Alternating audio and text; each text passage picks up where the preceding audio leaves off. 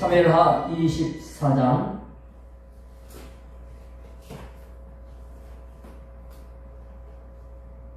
15절부터 17절까지 먼저 읽겠습니다. 사무엘하 24장 15절부터 17절까지 시작. 이에 여호와께서 그 아침부터 정하신 때까지 전염병을 이스라엘에게 내리시니 단에서부터 브엘세바까지 백성의 죽은 자가 7만 명이라. 천사가 예루살렘을 향하여 그의 손을 들어 멸하려 하더니 여호와께서 이 재앙 내리심을 뉘우치사 백성을 멸하는 천사에게 이르시되 족하다. 이제는 내 손을 거두라 하시니 여호와의 사자가 여부스 사람 아라우나의 타작마당 곁에 있는지라. 다윗이 백성을 치는 천사를 보고 곧 여호와께 아뢰어 이르되 나는 범죄하였고 악을 행하였거니와 이 양무리는 무엇을 행하였나이까? 청하건대 주의 손으로 나와 내 아버지의 집을 치소서 하니라. 하나님이 다윗의 인구조사의 교만, 그것 때문에 이스라엘 백성까지, 다윗만이 아니고 백성들도 교만하고 불신앙하고 우상에 다 빠져버렸어요. 그러니까 이제 다윗의 그 일을 통해 백성까지도 징계하시는 거죠. 뭔가 일이 벌어지면 단지 그 벌어진 그 한 사람만이 아니고 이 전체적인 문제가 있을 때 전체적으로 그런 일이 일어나는 거죠. 자, 3년 기근을 당할 거냐, 석 달간 대지건 때 쫓길 거냐, 3일 전염병을 맞을 거냐.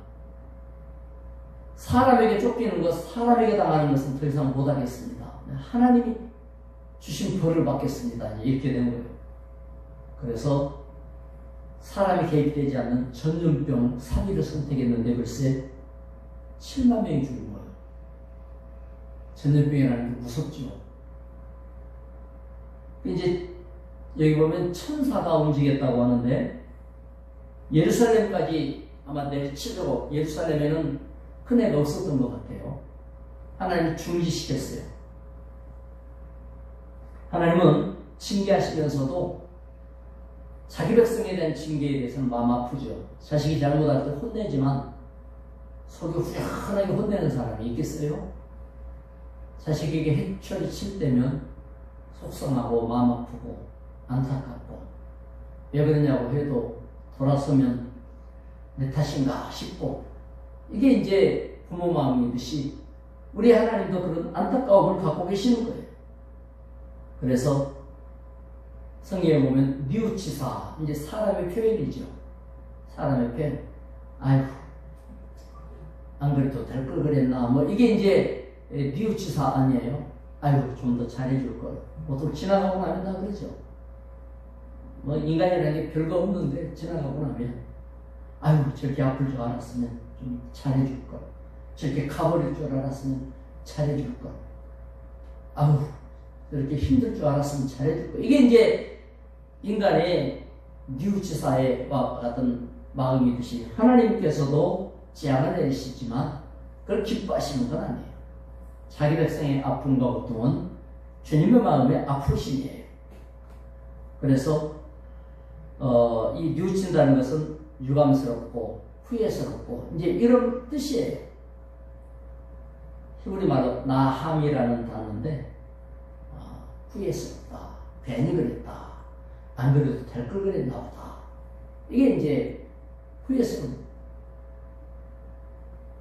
백성이 죽어가는 걸 보면서 다윗은 다윗 입장으로 저건 내 잘못인데, 하나님은 백성의 잘못까지도 징계하시지만 왕의 입장에서는 모든 게 이제 무한 책임이죠, 왕이. 그래서 저거는 내 책임인데, 내 잘못인데, 이래서 자기 선택의 잘못에 대해서 회개하고 뼈저리게 뉘우치죠. 그래서 백성과 하나님 사이에서 중보자의 자세로 하나님 앞에 섭니다. 하나님 아버지, 모든 잘못에 대한 책임을 나하고 내 자식들한테, 가족들한테, 우리 가문에 돌리시지. 저 백성들이 뭐 잘못했다고 죽이십니까? 사실 다윗이 백성의 잘못 하나하나를 알 수 없죠. 죽어나같이 자빠지는 것만 보는 거지. 그러나 하나님 입장에서는 백성들도 징계하시는 거예요. 지금 나라가 부강해지고 잘 나가니까 겸손 잃어버리고 본분 잃어버리고 그냥 교만해져 버리고 이런 상황이 있는 것을 하나님이 아시죠. 그러나 다윗으로서는 이게 내 탓이구나. 이게 이제 중보자의 자세예요. 그래서 이걸 우리는 뭐라 하냐면 예수의 마음이라. 예수의 마음. 뭐가 일어나고 벌어지고 터지거나 꺾이거나 이럴 때면 내가 기도 안 해서 그런가 보다. 내가 불순종해서 그런가 보다. 내 본분을 잃어버렸나 보다. 이제 이런 생각이 일어나면서 우리 자신이 하나님 앞에 중보자적 자세로 이제 들어가죠. 다윗이 그래서 하나님과 백성 사이에 서는 입장이 되는 거 아닙니까? 다윗 집에만 그랬으면 백성을 위한 중보적 기도가 없어도 되지만 백성이 같이 그러니까 이건 내 탓인가 보다 이렇게 되는 거예요. 우리의 잘못으로 인하여 하나님의 마음 아픈 또 우리 주님의 고통스러우신 이게 바로 십자가예요. 우리의 허물로 인한 십자가. 주님은 그걸 지셨지요. 구약에서 하나님을 징계할 때도 그 심정을 가지신 겁니다. 이런 하나님의 마음을 우리는 이해하고 또 다윗의 중심을 회복하듯이 우리도 음부 가운데 세워지는 그런 믿음이 있기를 원합니다. 이어서 읽어보도록 하겠습니다. 조금 길기 때문에 이제 사무엘하 마지막 단락을 마무리하는데요. 23절부터 25절까지 읽겠습니다. 시작. 왕이여, 아라우나가 이것을 다 왕께 드리나이다 하고 또 왕께 아뢰되 왕의 하나님 여호와께서 왕을 기쁘게 받으시기를 원하나이다. 왕이 아라우나에게 이르되 그렇지 아니하라. 내가 값을 주고 내게서 살리라. 값없이는 내 하나님 여호와께 번제를 드리지 아니하리라 하고 다윗이 은 50세겔로 타작마당과 소를 사고 그곳에서 여호와를 위하여 제단을 쌓고 번제와 화목제를 드렸더니 이에 여호와께서 그 땅을 위한 기도를 들으시매 이스라엘에게 내리는 재앙이 그쳤더라. 갓 선지자가 다윗에게 왔어요. 아라우나의 타작마당에서 제단을 쌓으시오. 이렇게 이제 하나님께 예배드리시오. 이렇게 된 겁니다. 하나님이 다윗의 회개를 들으시고 죄를 용서해 주시는 거예요. 이제 하나님께서는 다윗의 예배를 받으시고자 하시는 겁니다. 여기서 알 수 있는 게 뭐냐면 예배드리기 전에 하나님이 벌써 다윗을 용서하셨구나. 즉 회개보다도 용서가 앞서요.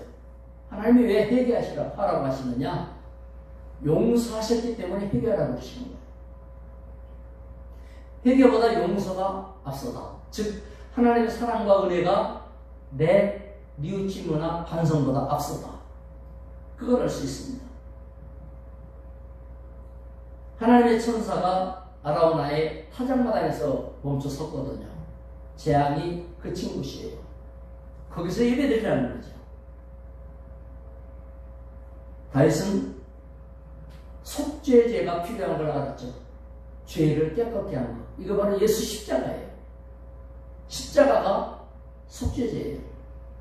또 희생죄예요. 희생이 필요한 거라고 그러죠. 십자가가 희생제단이에요. 그래서 예배드리려고 하니까 밭주인 아라우나가 왕이여 내 밭인데 왕께 바칩니다. 소도 있고 짐을 삼을 모든 짐승들이라든지 모든 도구들 다 있습니다. 장작도 있습니다. 왕이 제사 드릴 때 제가 돕고 싶습니다. 함께하고 싶습니다. 전부 바치겠으니 제사 드리십시오. 그때 다윗이 거절했죠. 값을 주고 사겠다. 만약에 값을 받지 않으면 나는 여기서 예배 안 드리겠다. 할 수 없이 왕으로부터 돈을 다 쳐서 받았어요. 이게 중요합니다. 다윗은 그 밭도 사고 다 사가지고 거기서 제사하고 하나님께 바치는 자리가 되는 거예요. 이걸 뭐라 그러냐면 은혜에는 희생이 필요하다. 그러니까 공짜로 은혜 받으려고 하는 습관을 버리자. 이게 중요해요. 아브라함이 사라를 매장하려고 할 때에 헤브론 땅을 이제 매장지로 삼아라라고 땅 주인이 그냥 주겠다고 한 거 아니에요. 고개를 절레절레 흔들면서 값을 주고 사겠다.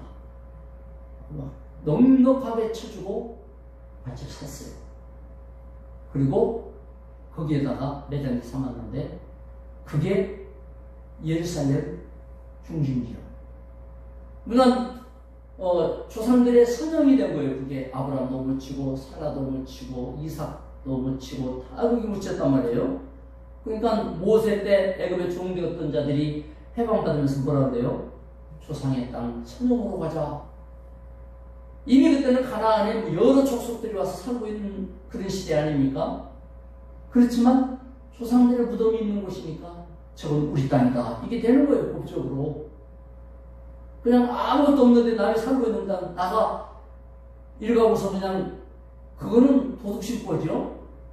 근데 아브라함이 돈 주고 사놨기 때문에 그게 후손들의 땅이라고 할 수 있게 된 거예요. 중요하죠. 은혜는 공짜로 받으려고 그러지 말고 희생과 대가와 감사와 정성과 이런 게 같이 들어가는 게 좋은 거예요. 그게 온전한 거예요. 그러니까 다윗이 타작마당이나 소나 재물이나 이게 전부 샀어요. 왕이니까 뭐 다 자기 건데 사실은 다 자기 건데. 그래서 예배드리니까 재앙이 그쳤는데요. 그 아라우나 타작마당이 나중에 예루살렘 성전토가 돼요. 뭐 말인지 아시겠죠? 다윗이 성전을 짓고자 했고 솔로몬이 지었지 않습니까?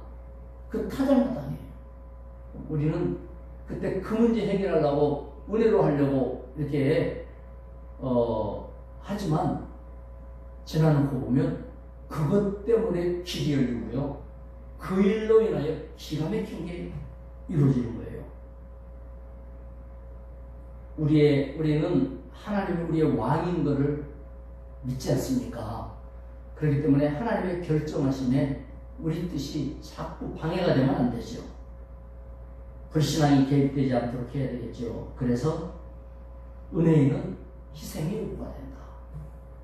이런 믿음으로 오직 예수 십자가의 희생으로 우리는 하나님의 자녀가 됐어요. 따라서 공짜로 은혜 받지 않았다는 것, 십자가 희생이 있다는 걸 기억하고 우리도 언제든지 주여 나를 들어서 주시옵소서, 나를 사용하여 주옵소서, 언제든지 원하신 대로 주님의 도구입니다 하고 바쳐 드리는 것, 이것이 이제 아라우나 타작마당의 제사와 같아요. 이걸로 사회에서가 마무리되는 거예요. 다윗의 예배를 하나님이 받으셨다.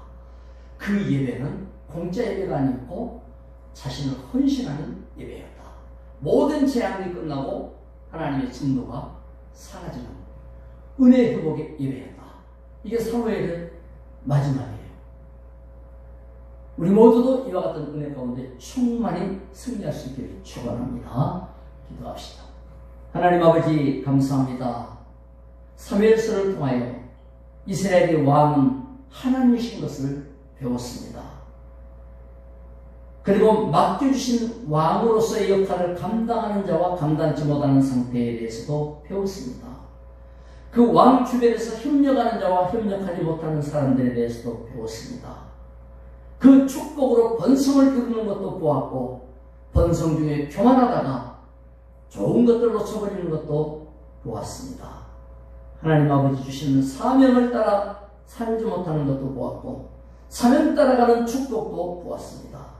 주여, 말씀을 통하여 주님이 주시고자 하신 것들을 놓치지 않기 원하며 주의 은혜 가운데 세워져서 든든하게 축복 가운데 온전히 따라가는 믿음의 걸음들이 되게 하여 주시옵소서. 우리 안디옥교회를 축복하시고 성도를 축복하시고 부흥을 이루시며 아라보나의 타작마당 성전토와 같이 축복의 제단이 되게 하여 주시옵소서. 예수님의 이름으로 기도드리옵나이다. 아멘. 각자 기도하시기 바랍니다.